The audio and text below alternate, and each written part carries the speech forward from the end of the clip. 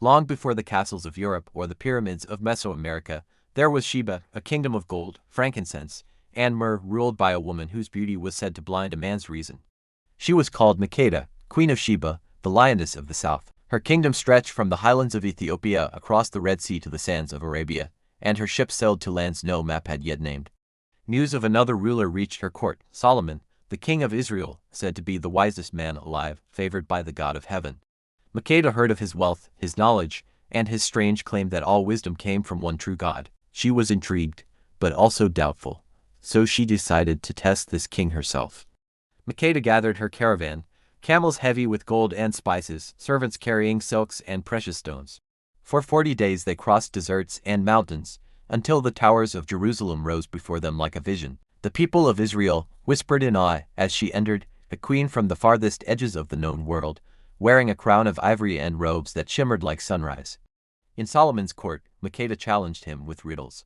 They were no ordinary puzzles, they were questions woven with philosophy, prophecy, and the secrets of the earth. "Tell me, king," she asked, "what is it that comes softly, yet can shatter stone? What is it that feeds all living things, yet drinks from none?" Solomon answered without pause, "It is time, and it is light." One by one, he answered every riddle she brought, not with arrogance but with a quiet certainty that unsettled her. The queen stayed for months, listening to his teachings, debating with his scribes, and walking the gardens where cedars whispered in the wind. She began to see wisdom not as a weapon to conquer, but as a lamp to guide. When the time came to leave, Solomon gave her gifts beyond measure, but also a blessing in the name of his God. Legend says she returned to Ethiopia carrying not only treasures, but a child, Menelik, son of Solomon, who would become the first emperor of a dynasty that claimed the blood of Israel's kings.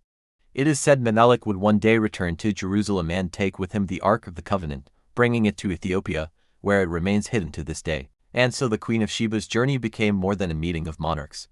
It was the weaving of two worlds, the highlands of Africa and the hills of Israel, bound together by riddles, wisdom, and a legacy that would shape nations for 1,000 years.